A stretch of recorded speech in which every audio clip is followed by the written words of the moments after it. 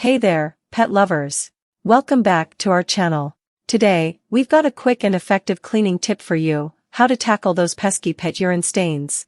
Trust us, we've all been there. Right here, we've got a fresh pet urine stain on the carpet.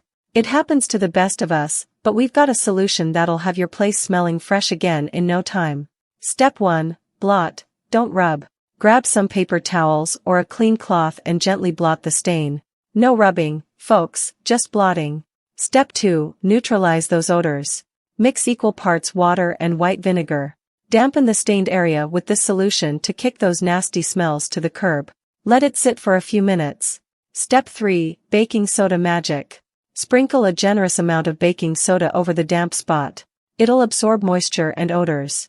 Wait 15 to 20 minutes, or even overnight for stubborn stains. Step 4. Gentle scrub and rinse. After the baking soda works its magic, gently scrub the stain with a soft brush or cloth. Then, rinse thoroughly with clean water. Step 5. Dry it up. Ensure the cleaned area is completely dry.